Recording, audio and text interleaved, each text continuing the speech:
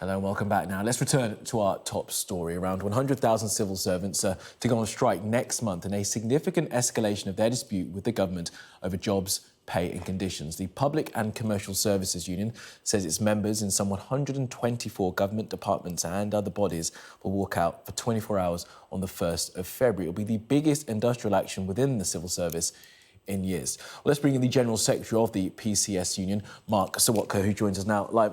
Good evening to you, Mark Sawatka. Thank you so much for being with us this evening. So, why have you announced this action now to begin on the 1st of February?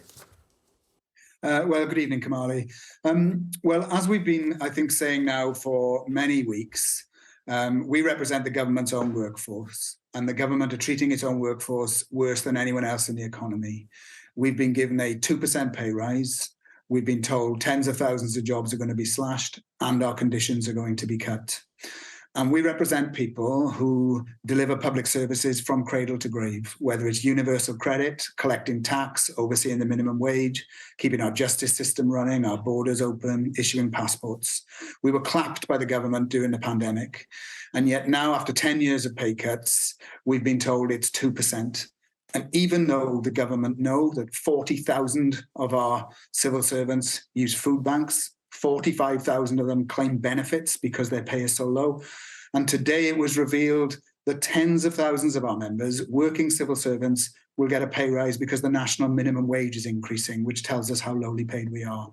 Despite everything we've tried so far, and despite action in the border force over Christmas, with driving tests being cancelled, rural payments agency being affected, the DVLA being affected, they've still told us not a penny extra. So we're escalating the strike now by bringing out 100,000 people across 124 government departments for 24 hours. There will be further sustained action announced in the coming days. And what we're saying to the government is, put some money on the table and we can avert these strikes. But if you don't, this action will take place and it will escalate further. Now, Mark, you've had the mandate to be able to pull out your members since November. And that's my point as to why now. You've got talks coming with the government this coming week with Jeremy Quinn. You're demanding a 10% raise and also an increase to living wage for all your members. You've had this mandate for a while. I'm wondering why now, why you've called for the 1st of February. Has it got to do with the TUC National Rights to Strike Day? Yes, it has. But first of all, Kamali, we believe in saying to the government, look, first of all, we'd rather talk than go on strike. When they told us no, we said to them, OK, well, we'll start our strike action. It's going to be significant. But if you continue to ignore us, the action will escalate. And sadly, despite thousands of members already being on strike and causing real disruption, we know the security of this country was compromised over Christmas because army personnel are not trained to do passport checks properly. They still are maintaining a position, not a penny extra. And our executive met today, and we're conscious that there's meetings taking place across the rest of the public sector. There's talks of the government maybe finding money to put on the table for others. And this is us saying, you can't forget your own dedicated frontline civil servants. And we've announced the strike, but of course the strike is 3 weeks away. And if the meeting with Jeremy Quinn tomorrow gives us an indication that money is available, these strikes can be averted. But if he maintains a position of no extra money for people who are poor, the in-work poor working for the government at the moment, claiming benefits, using food banks, then he needs to know that all of our members will come out on strike. There will be immense disruption, everything from driving tests to passports, to the ports and airports, benefit offices, job centres, right across the UK will be closed.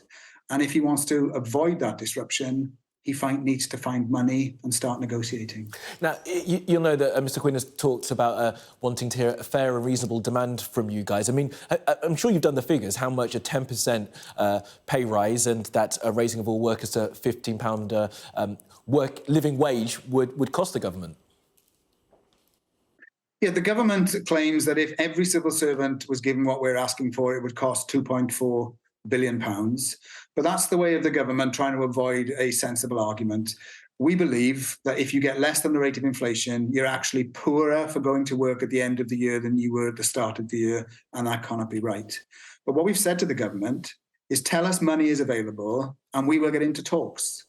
And if there's compromises in those talks, let's see what actually happens. But at the moment, it is not a penny more. And that's why we're taking strike action. If the government come up with some money, we, of course, are happy to talk to them about how that's distributed and how much it is.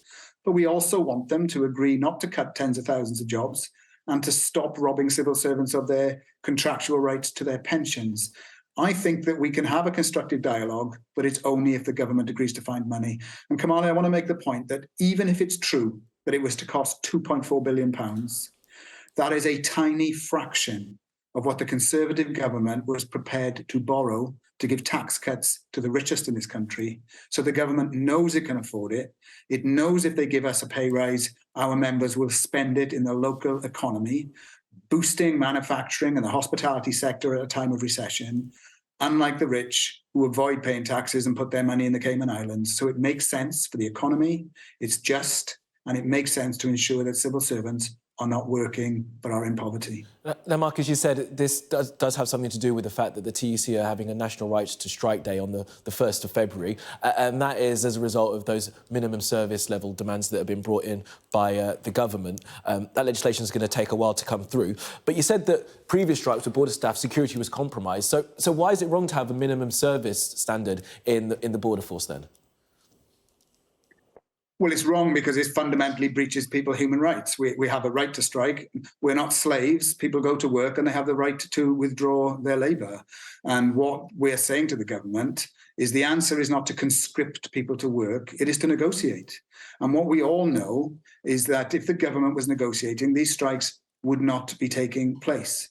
But the answer to a dispute is not increasingly draconian legislation that removes people's fundamental rights. It's to recognise that the government needs to put money. And Mark, let me just pick up on that, because you know the government will say that the right to strike is not going away. They just want to ensure that there's a minimum service level. So what's your answer to that idea? You said that security was compromised by not having the right border force staff on the borders during the previous strike. Yes, but that was because the government insisted on bringing untrained people in to do the job of professionals. And what we need to remember here is people wouldn't go on strike without a grievance. But of course, the point of strike action is that it has an effect. It's no good saying the government saying you have a right to strike, but we don't want anyone to notice, because then people are losing money and they're not putting pressure on the employers to do the right thing. You know, the odds are always stacked against working people. We already have the toughest laws of any European country. It's incredibly difficult to have a legal strike. Now what the government is trying to do is to say, well, you can have your strikes, but they shouldn't have any effect. And that really undermines people's ability to use the threat of withdrawing their labour to force employers to be more reasonable. And whether that's the government or it's a private sector employer, we supposedly live in a democracy, and in a democracy, people have the right to withdraw their labour, which is why we oppose the legislation. But I would remind you, Kamali, that we saw leaked emails that actually told us the government seriously considered banning unions and making strikes illegal across large swathes of the public sector. They chose not to do that in the end, but they only chose not to do it because they thought they would lose legally in court. That tells us a lot about the government. It does not support the right to strike. It actually considered banning people from joining trade unions. And that is not the actions of people who seriously want to compromise.